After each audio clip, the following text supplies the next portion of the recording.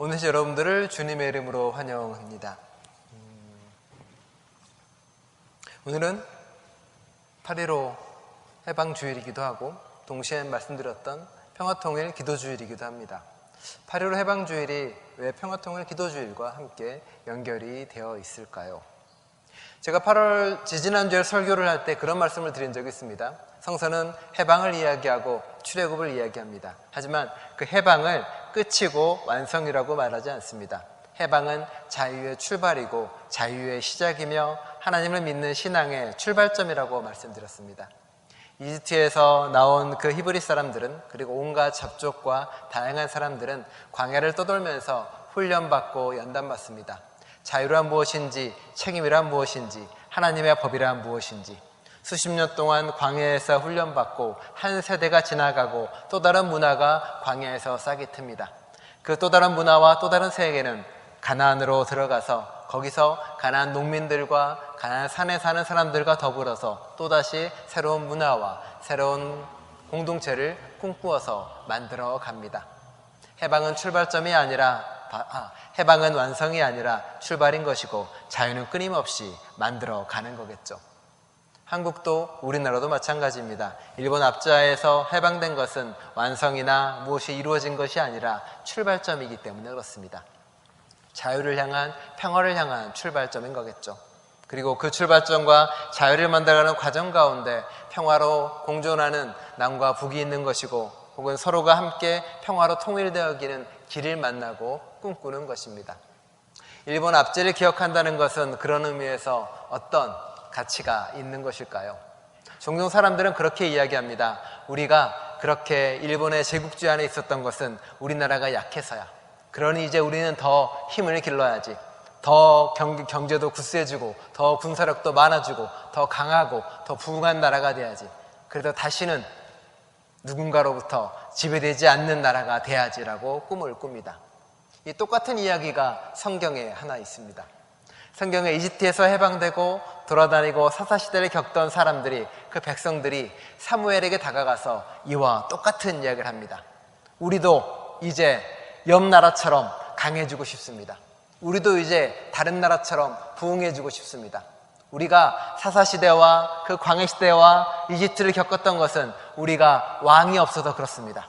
좀 더 강해지고 좀 더 부흥해지고 좀 더 힘세집시다. 하나님은 뭐라고 그랬을까요? 아니, 그 길이 아니야 라고 말합니다. 하나님이 원하는 세상은 더 부흥해지고 더 세지는 세상이 아닙니다. 하나님이 우리에게 말씀하십니까? 그 사람들은 철병거 900대 있으니까 내가 10,000대쯤 줄게. 그래야 이길 수 있을 거야. 저 사람은 창과 칼이 철기가 있으니까 내가 더 강한 철기를 줄게. 그래야 내가 너희를 이길 수 있을 거야 라고 말하십니까? 그렇지 않습니다. 오히려 철기도 내려놓고 수레도 다 필요 없다고 말합니다. 강해지고 부흥해지는 거랑은 전혀 다른 이야기를 하십니다. 오히려 그런 게 없는 세상을 보여주고 만들어가는 게 하나님의 방식입니다. 나는 너희가 왕이 없는 세상을 만들어가기 원해. 나는 너희가 더 이상 부나 권력이나 힘이 필요 없는 세상을 만들고 싶어 라고 예수님을 통해서 말하고 성서를 통해서 끊임없이 말합니다. 일제의 그 오랜 시간의 수탈과 억압의 기간은 하나님이 그 역사를 통해 우리에게 보여줍니다. 너희가 강해지고 부흥해지고 그런 게 아니라 너희가 겪었던 그 아픔의 역사, 너희가 겪었던 그 슬픔의 역사, 그 역사를 통해서 너희가 배웠으면 좋겠다. 다시는 이런 일이 이 땅에 벌어지지 않기를, 다시는 이런 일이 이 세상에서 일어나지 않기를, 다시는 힘과 권력이 지배되지 않는 세상이 오기를. 그래서 뒤에 보시면 기도문에는 그 바람이 들어가 있습니다. 이스라엘이 팔레스타인을 더 이상 공격하지 않기를, 평화가 오기를, 그 아픔을 넘어서서 이제 좀 다른 것을 꿈꾸기를. 종종 상처와 아픔과 눈물은 우리를 폐쇄적으로 만들고 우리를 더 안 좋은 곳으로 이끌어 갑니다. 그렇잖아요. 이민 온 사람들이 그런 꿈을 꿉니다. 이민자로서 당했던 차별이 있고 고통이 있고 아픔이 있으니까 그렇게 이야기합니다. 나도 저 사람들처럼, 저 화이트 피플처럼 권력을 가져야지. 저 사람들처럼 부자가 돼야지. 저 사람처럼 떵떵거리고 살아야지. 그러면 괜찮아질 거야. 그러면 나는 회복되고, 그러면 나는 달라지고, 그러면 나는 더 신앙적으로 올바른 사람이 될 거야 라고요. 하지만 성서는 우리에게 다른 얘기를 하죠. 우리가 겪었던 아픔과 눈물이 다른 사람, 지금 아픔을 겪고 있는 사람, 지금 눈물을 겪고 있는 사람들을 이해할 수 있는 통로가 되고 그들을 도와줄 수 있는 손이 되고 그들을 붙잡을 수 있는 품이 될 수 있다고 하나님은 알려주는 겁니다. 하나님은 전쟁을 통해서 철병거 900대를 이기는 만대 1000대를 주는 게 아니라 이제 철병거가 필요 없는 진흙 땅을 만들어주는 거고 칼과 창이 필요 없는 세상을, 그 판을 바꾸는 분을 보여주고 계십니다. 그게 오늘 이야기하는 이야기 중에 하나이기도 합니다. 여러분의 상처와 아픔은, 여러분의 눈물과 고통은 누군가를 연결해주는 손이 되고 계십니까? 아니면은 잊고 버려야 될 먼 과거처럼 묻어버리고 그리고 사라지고 계십니까? 오늘 주보의 표지와 여기에 있는 작품은 하와이안 한 작가의 작품이기도 합니다. 뭐 보면은 쓰레기들을 저렇게 모아놨지라는 생각이 드는 물건들입니다. 콘크리트 조각에다가 천 조각에 이리저리 붙어 있기도 합니다. 이 작품의 제목은 도어 스톰퍼입니다. 한국말로는 뭘까요? 문 닫히지 않게 괴는 돌 정도 되겠습니다. 정확한 이름은 모르겠네요. 네. 문괴? 이렇게 문이 닫히지 않게 이렇게 받쳐놓는 도어 스톰퍼죠. 그런데 이 작가는 이 재료들을 어디서 구하냐면 상처와 아픔이 있는 곳에서 구해옵니다. 하와이는 미국이 오랫동안 주둔했었고 그로 인해 전쟁의 상처도 있는 곳입니다. 미군이 주둔했다가 떠나버린 그 황폐한 땅에 가서 그 작가는 하나하나 물건을 구해옵니다. 버려진 돌들, 쓰레기들, 그걸 하나하나 모아서 이렇게 도어 스톰퍼 하나를 만듭니다. 또 관광지로 만들다가 버려진 원주민의 땅들, 혹은 여러 가지 사건이 벌어졌던 곳에 가서 상처와 눈물이 있는 곳에 가서 하나하나 가져와서 도어 스톰퍼를 만들어 놓습니다. 그걸로 전시실이나 혹은 저 박물관에 있는 돌을 이렇게 다 괴어놓기도 합니다. 이 작가는 무엇을 말하고 싶었을까요? 이 작가는 말합니다. 지나왔던 상처나 아픔이 누군가를 억압하는 무기가 된다거나 누군가를 부수는 무언가가 된다거나 더 큰 탑을 쌓는 돌이 되는 게 아니라 오히려 미래를 향해 열리는 문을 활짝 열어놓는 통로의 도구가 되기도 하고 또는 타인을 향한 문을 열어놓는 도구가 되기도 한다고요.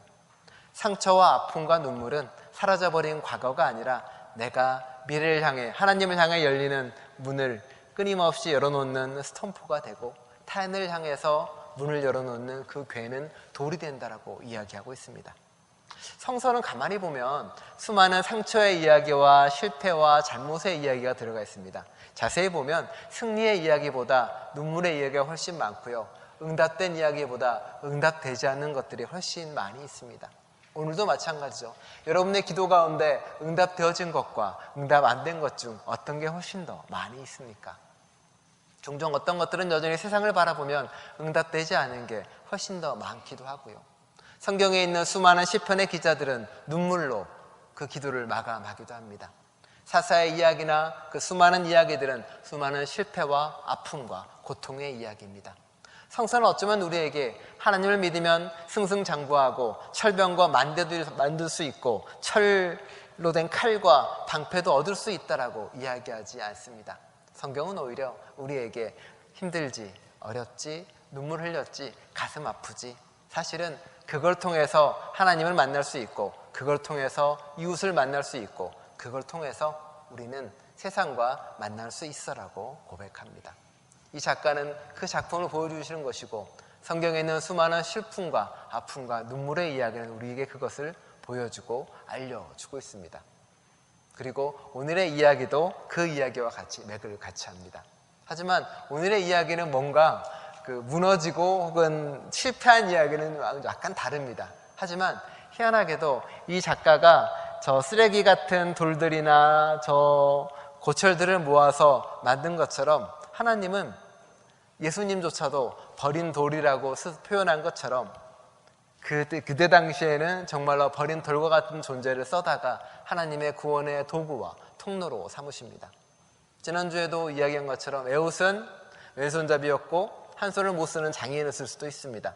삼갈은 소모는 막대기로 그것을 이용했고요. 일상의 수단과 어쩌면 밀려난 사람들을 통해 하나님은 그 뜻을 이루어 가십니다. 드보라는 어떤 존재였습니까? 드보라는 여성이었고 정말로 드보라는 여성이었죠. 얘기했지만 그 당시 여성의 권위라는 것은 정말로 낮은 존재였습니다. 그런데 드보라라는 존재에 대해서 이야기할 때 성서는 여러 가지 이야기를 그 앞에 붙여둡니다. 드보라는 먼저 예언자였다라고 이야기를 하죠. 그 다음에 그는 재판관이었다고, 사사였다고 정식으로 붙여줍니다. 사사가 재판관이라는 뜻이잖아요. 근데 사사기를 통틀어 봐서 사사들 중에서 유일하게 재판을 한 사람은 드보라가 유일합니다. 딴 사람들은 재판을 하지 않아요. 드보라의 종려나무 아래서 재판을 할 정도로 현명하고 놀라운 사람이었습니다. 누군가는 무력과 전쟁의 지도자였다면 드보라는 재판을 통해서 하나님의 진리와 옳음을 알려주던 사람이었죠. 그가 종려나무 아래 이렇게 앉아있으면 사람들이 몰려와서 CCTV를 가리는 많은 질문을 했다라고 이야기했습니다. 성서는 드보라가 바로 그런 존재였다고 말합니다. 또한 드보라는 라피도스의 아내라고 이야기하는데 성서에는 여러 가지 해석이 나옵니다만 누군가의 아내였을 수도 있고 혹은 라피도스라는 뜻이 횃불이라는 뜻을 가지고 있습니다. 또 다른 의미로서 그는 횃불을 든 여인으로도 해석할 수 있다고 이야기합니다. 그는 어둠의 시대에 그리스도의 그리고 하나님의 불빛을 든 여인이었다고 이야기하기도 하죠. 또한 5장에 보면 놀라운 이야기를 하는데 바로 이스라엘의 어머니였다는 말을 합니다. 지도자로서의 어머니, 이스라엘의 지도자를 어머니라고 표현을 합니다. 힘과 능력, 무력으로 세상을 이끈 것이 아니라 살피고 보살피고 돌보고 아끼고 섬기는 것으로 지도자의 역할을 했다고 말하는 것이죠. 오늘날의 지도자와는 다른 모습이죠. 그리고 교회는 이 지도자의 모습을 이루려고 하는 사람들이고 하나님이 만들어 놓은 진흙탕을 이곳에 만들려고 하는 사람들입니다. 세상에서는 강하고 힘센 사람의 지도자고 리더라면은 교회에서는 이름 없이 돌보는 사람들, 섬기는 사람들, 그리고 말없이 누군가를 봉사하는 사람들, 그런 사람들이 리더이고 그런 사람들이 다스리는 자고 그런 사람들이 교회를 만들어가는 사람입니다. 드보라는 바로 그런 사람이었다고 말합니다. 이스라엘의 어머니였고 오늘 또 그 어머니의 역할을 하는 사람들이 교회에서 리더이고 예언자이고 사사입니다. 드보라가 이렇게 이제 하나님의 음성을 받고 나가려고 합니다. 그럴 때 이제 바락은 주저하죠. 내가 어떻게 할지 모르겠다. 그러니까 바락이 뭐라고 하냐면은 같이 가자. 나 혼자는 도저히 못 가니까 같이 가서 무언가를 하자라고 이야기합니다. 바락이 믿음이 없거나 잘못됐다고 성경은 말하지 않고 그냥 씁니다. 근데 저 뒤에 보면은 또 바락을 믿음의 사람으로 묘사하기도 합니다. 따져보면 하나님의 목소리에 응답해서 나간 것만으로도 그는 용감한 사람이었고 용맹한 사람이었습니다. 하지만 모두가 그렇듯 혼자 해나갈 수는 없습니다. 함께하고 함께 가는 거죠. 그런데 드보라가 다른 이야기 하나를 합니다. 그런데 나랑 같이 가는데 영광이 너에게 가진 않을 거야. 영광은 어떤 여자한테 갈 것이다 라고 말합니다. 그 여자의 이름은 야엘이라는 여성입니다만 이 야엘도 이방 족속의 여성입니다. 그러니까 성경에 나오는 모든 인물들이 다 그렇게 나오는 사람들이 힘센 사람이나 권력자나 능력 있는 사람이 아니라 그 시대에서 밀려나거나 약하거나 힘이 없는 사람들이 구원자로 등극을 합니다. 그런데 우리는 어떠나요? 우리는 가끔 하나님의 역사가, 하나님의 이루어짐이 혹은 우리의 기대가 권력자나 힘 있는 사람에게 향하고 있지는 않나요? 저 정치가가 올라가면 세상을 바꿔줄 거야. 내가 지지하는 이 사람이 되면 세상이 변화될 거야. 저 힘 있는 사람이 무언가를 하면 달라질 거야. 교회에서 저 사람이 이 사람이. 근데 성경은 다른 이야기를 전해줍니다. 성경은 아니, 내가 알지 못하는 사람, 저 힘없는 사람, 저 약한 사람, 그런 사람들이 밀어 올려야만이 세상은 바뀐다라고 성서는 보여줍니다.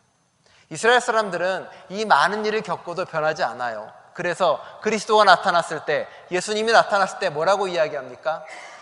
갈릴리에서 어떻게 선한 것이 나올 수 있는가라고 비웃습니다.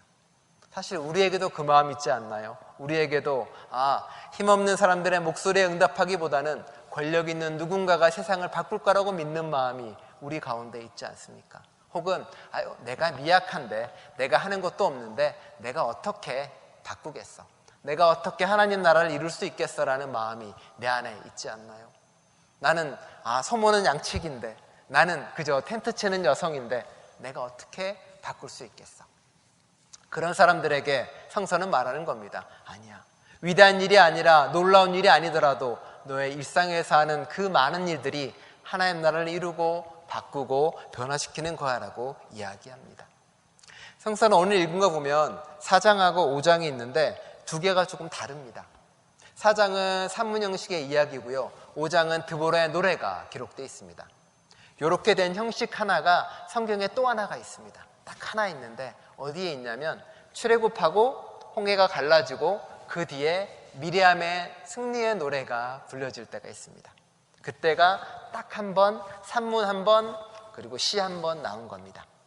그러면 그 당시에 이집트 사람들이 그 홍해 그 진흙바다에 갈대바다에 갇혀서 못 빠져나온 사건이 있었고 그 뒤에 미리암의 노래가 있었죠. 그리고 오늘 철병거가 진흙탕에 빠지고 드보라의 노래가 들려옵니다. 사사기는 드보라의 사건을 통해서 다시금 알려주는 겁니다. 출애굽의 기억들, 그리고 절대 잊지 말아야 될 하나님이 그들을 이끌어 내주셨다는 기억들, 그걸 가슴에 담자고 4장과 5장의 사건을 통해서 보여주고 말합니다. 드보라를 기억하고 하나님을 반드시 기억하라고, 그리고 하나님의 전투는 무엇인지 다시금 보라고 말합니다. 왜 다시 보라고 할까요? 기억을 더듬어 사사기 1장에 제가 그런 말 드렸잖아요. 사사기 1장에서 그 사람들이 핑계를 대잖아요. 하나님, 내가 철병거가 있어서 내가 일을 하지 못합니다. 우리 핑계거리를 댔잖아요. 이스라엘 사람들이 철병거 때문에 못해요, 철병거 때문에 하지 못해요 라고 이야기하는데 성서는 말하죠. 철병거 900대 있어. 어떻게 할래? 900대 있는데 사실은 너희가 할 수 있어. 농민이 있고 방패와 창 아무도 없고 여성과 유목민들이 있고 산지에 사람들이 있어. 그걸로 너희도 이길 수 있어라는 것을 이제 직접 하나님께서 보여주는 역사가 그 가운데 벌어지는 겁니다. 네. 그리고 하나님의 역사가 이루어지죠. 하나님의 싸우는 방식은 얘기한 것처럼 더 큰 것 혹은 더 강한 것으로 이기지 않습니다. 약하고 힘없는 사람들이 모여서 그 사람들이 함께 하는 겁니다.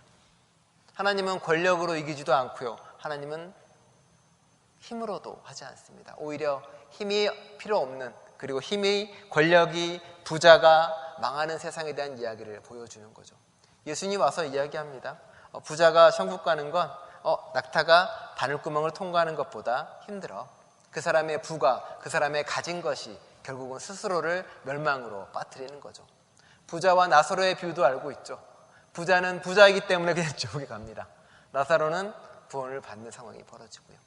스스로가 자랑스럽게 여겼던 것들, 스스로가 가져서 놀라웠던 것들 스스로가 무너지게 하고 쓰러지게 합니다. 하나님의 방식은 세상의 판을 바꾸는 방식입니다. 그리고 예수님이, 교회가 그 방식대로 하는 것이고요. 교회에서 많은 부자나 목소리 큰 사람이나 힘이 센 사람이 대우받는 것이 아니라 말없이 돌보고 섬기는 것, 하나님이 원하는 진흙탕 같은 밭을 만들어가는 겁니다. 부자나 권력자나 힘센 사람이 오면 불편하게 만드는 곳이 교회입니다. 가진 것이 있고 누리는 사람들이 교회에 오면 점점 불편하고 힘들게 되는 진흙탕 같은 곳이 바로 교회가 되어야 한다는 겁니다. 물론 오늘날 교회는 그렇지가 않아서 점점점 멀어져 가고 있으니까요. 그리고 시스라의 그 일이 있는 뒤에 한 여성이 등장하죠. 바로 겐사람 야엘입니다. 오늘 본문은 사실은 마음 같아서는 4장과 5장 전체를 다 주보에다 싣고 싶었는데 너무 길 것 같아서 반드시 꼭 읽어보시기 바랍니다. 진흙탕에 빠지고 철병거는 빠져나오지 못합니다. 장군 시스라는 도망쳐가서 이곳저곳을 도망가게 되죠. 그리고 그가 도망간 곳은 바로 시스라와 동맹이었던 겐족 속에 있는 한 집에 들어가게 됩니다. 그리고 그 집에 머무르는 거죠. 거기는 완벽한 중립지역이 있습니다. 어느 곳에 전쟁에 끼어들지도 않고 내가 그곳에 머물고 살겠다는 겁니다. 안전한 중립이에요. 이쪽 편도 아니고 저쪽 편도 아닙니다. 나는 그래서 이게 가장 옳은 자리라고 믿는 사람들입니다. 그게 바로 야엘의 자리였습니다. 야엘은 근데 그 순간 선택을 합니다. 내가 억누르는 자의, 전쟁을 일으킨 자의 편에 쓸 것인가, 아니면 약한 자의 편에 쓸 것인가. 야엘은 자신의 편을 바꿉니다. 중립이 아니라 이제 더 이상 내가 이쪽이 아니라 하나님의 편에, 약한 자의 편에 서겠다. 놀라운 결단을 하죠. 시스라가 잠들었을 때 정과 망치를 가져다가 대고 그의 두개골을 깨트립니다. 그의 정과 망치도 특별한 그런 게 아니라 칼과 방패가 아니에요. 평소에 돌아다니면서 장사할 때, 텐트 칠 때마다 늘 그렇게 땅에 박고 못 박고 쓰던 자신의 일상의 것을 가지고 하나님의 뜻을 이루고 만들어 갑니다. 하나님이 일하는 방식이 그러합니다. 하나님의 일하는 방식이 놀라운 기적과 힘을 가지고 하는 것들이 아니라 여러분이 일상에서 하는 모든 작은 일 하나하나 가지고 하나님의 일을 만들어 가십니다. 우리는 그 일을 계속 해나가는 거겠죠. 일상의 연장이죠. 네. 자, 그런데 야엘은 자신의 편을 바꿔서 하나님의 편에 들어갑니다. 그런데 그렇지 않은 사람들이 있었습니다. 5장에 보면 끊임없는 이야기가 나와요. 4장에 보면 10,000명만 데리고 가라고 이야기하는데 가는 길에 5장에 보면 40,000명의 사람이 모여듭니다. 근데 그들에게는 무기가 있는 게 아닙니다. 아무것도 없어요. 다만 이 전쟁이 지게 되면 모든 걸 잃게 될 가난하고 힘든 사람들, 여성들, 유목민들, 난민들, 그 다양한 이방 민족들, 그들이 그냥 어떻게 힘이라도 보태려고 모여듭니다. 심지어 방패와 칼도 없어요. 그 사람들이 모여서 함께 하려고 합니다. 다양한 지파에서도 사람들이 옵니다. 아무것도 없지만, 가진 거 없지만 그저 그곳에서 목소리 함께 내고 뭔가 할 게 있을까 하고요. 그렇게 40,000명이 모여듭니다. 그런데 오지 않은 사람들이 있었습니다. 저 멀리서 그저 지켜보는 사람들이요. 이 사람들은 어떤 사람들인가요? 나쁜 사람들이었을까요? 아니면 그저 용기가 없는 사람들이었을까요? 여러 이유가 있겠죠. 그들은 공격하는 시스라도 아니었습니다. 막고자 나서는 사람도 아니었고요. 그냥 중립적으로 안전한 사람들입니다. 우리도 그럴 때 많이 있죠. 우리도 누군가가 이렇게 강도로 당하고 있습니다. 이렇게 우리는 선택은 두 가지죠. 그냥 가거나 도와주거나. 그렇죠. 그냥 가는 사람은 힘이 없기 때문이기도 하고 속으로 그 생각합니다. 나는 그래도 강도는 아니잖아. 저기 이스라엘의 팔레스타인을 죽이고 민족 말살을 하고 있습니다. 멀리서 지켜보면 이야기합니다. 안타깝다. 그래도 나는 누군가를 죽이거나 압살하지는 않잖아. 저기 차별받는, 인종차별받는 누군가가 있고 성소수자 차별을 하는 누군가가 있습니다. 옆에 멀리 있습니다. 그래, 나는 차별은 안 하잖아. 나는 그래도 여기엔 있잖아 라고요. 성경은 그 사람을 저주하라고 이야기합니다. 메로스라는 마을을 사라지게 만들어버립니다. 중립에 있는 사람, 아무것도 하지 않는 사람, 목소리를 높이지 않는 사람을 저주받으라고 이야기합니다. 악을 행한 것도 아닌데 그저 아무것도 하지 않았기에 역사에서 사라져버렸습니다. 가끔 하나님 무섭다는 생각도 그때 들 때가 있습니다. 하나님은 우리에게 말씀하십니다. 너는 미워하지 않는 사람이 아니라 너희는 사랑을 하는 사람이야. 너희는 전쟁을 일으키지 않는 사람이 아니라 평화를 만드는 사람이야. 너희는 누군가를 용서를 하는 사람인 거고, 누군가를 사랑을 베푸는 사람인 거고, 나누는 사람인 거고, 무언가를 하는 사람입니다. 그리스도인들은 그게 그리스도인인 겁니다. 아무것도 하지 않으니 나 정도면 괜찮아. 나 정도면 괜찮은 남편이지 않아? 나 정도면 괜찮은 그리스도이지 않아? 나 정도면 괜찮은 목사이지 않아? 그게 바로 메로스고 방관자라는 겁니다. 돕고 섬기고 나아가는 것, 그게 하나님이 우리에게 원하시는 것이고 우리가 사라지지 않는 방식입니다. 그게 해야 될 일인 거고요. 그런데 여기로 이야기가 끝나면 마음이 참 편해요. 그죠? 그래, 내가 저 나쁜 사람들하고 싸워서, 저 나쁜 인간들하고 부딪혀서 이겨서 하나님의 나라를 이루어야지. 내가 정의를 이루고 내가 하나님의 뜻을 이루고 올바른 걸 반드시 이루어 나갈 거야. 내가 어떻게든 도와줘야지. 저 나쁜 이스라엘, 저 나쁜 러시아, 저 나쁜 미국, 저 나쁜 정치가 등등등. 성서는 그런데 뒤에 이상한 말 한마디를 합니다. 시스라 장군이 도끼에 이렇게 정과 망치로 죽잖아요. 그 뒤에 갑자기 시스라의 어머니 이야기를 합니다. 그러면서 적진의 창가로 이동을 하면서 한 어머니가 창가에서 기다립니다. 어찌하여 내 아들의 병거는 이렇게 더디오고 있는가? 라고 물어봅니다. 이상하죠? 성경은 또 말하고 있는 겁니다. 우리가 싸우는 그 누군가, 내가 미워하고 증오하는 그 누군가, 내가 싫어하고 밀어내는 그 누군가에게도 드보라가 이스라엘 어머니인 것처럼 사실은 그에게도 어머니가 있어라고요. 그걸 기억하라고 말합니다. 성서라는 걸 제가 볼 때마다 놀라운 게 참 많습니다. 네. 내가 싫어하는 그 누군가도, 내가 미워하는 그 누군가도, 내가 증오하는 그 누군가도, 내가 대적할 그 누군가도 결국은 어머니가 있는 그 누군가의 존재이고 사람이라는 겁니다. 그것만 기억하더라도 우리는 원수를 사랑할 수 있는 첫 번째 단초를 얻게 되겠죠. 네. 이게 신년에 나는 시스라의 어머니입니다. 20년을 짓밟은 원수의 어머니가 흘리는 눈물을 상상하는 것, 상대를 사람이 아닌 것으로 보는 두려움에서 벗어나서 우리를 죽이는 원수일지라도 그가 어떤 존재라는 걸 깨닫는 것. 성서는 희한하게도 이스라엘의 어머니 드보라를 이야기하며 또한 원수의 어머니까지 이야기를 합니다. 사실은 설교 하나에 담을 수 없는 이야기가 성경 한 절 한 절에 다 들어있습니다. 그러니 한 절 한 절 오늘 읽지 못한 본문도 읽어보시면 좋겠습니다. 그리고 기억하십시오.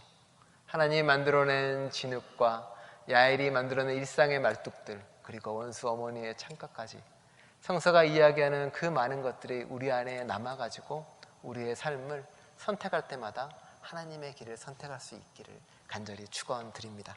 기도하겠습니다. 하나님, 어려울 때가 많이 있습니다. 분명히 옳은 일을 해야 되는데 우리는 저 강 저편에 머물러 있거나 혹은 내 양떼 지키느라 그 양떼 옆에 머물러서 멀리서만 안타까워할 때도 있습니다. 누군가를 돕자고 손 내밀 때 내 가난과 내 어려움이 먼저 생각나 내밀지 못할 때도 있고, 누군가의 힘겨움이 떠오를 때도 나의 어려움 때문에 나서지 못할 때도 있습니다. 이 정도면 괜찮지 않아? 가만히 머물고 나쁜 사람이 되지 않는 것만으로도 충분하지 않아? 라고요. 하지만 성경은 우리에게 말합니다. 아니, 그걸로 충분하지 않다고. 우리는 선한 존재가 돼야 되고 돕는 존재가 돼야 되고 나아가는 존재가 돼야 된다고. 그래야만이 된다고. 아니면 메로스처럼 사라져버리고 멸망할 마을로 이름만 남아있는 존재가 될 것이라고. 주님, 일상의 모든 작은 선택 가운데 하나님의 선택을 해나가겠습니다. 두려워하지 않고 무서워하지 않고 머물지 않고 달라지고 변화되는 저희가 되겠습니다. 우리의 작은 발걸음을 하나님께서 쓰심을 기억합니다. 우리의 작은 손짓 하나도 하나님이 사용하셔서 하나님의 나라를 이루는데 통로가 될 거라 믿습니다. 삼갈의 양치는 막대기가, 야웰의 정과 망치가, 그리고 그 진흙탕 길이 그랬던 것처럼 또 그 많은 일들이 뜻없이 이름없이 모여들었던 수많은 어머니들과 수많은 사람들에 의해서 이루어졌다는 것을 우리도 그 이름 없는 존재가 되겠습니다. 주님께서 함께하여 주옵소서. 예수 그리스도의 이름으로 기도드립니다. 아멘.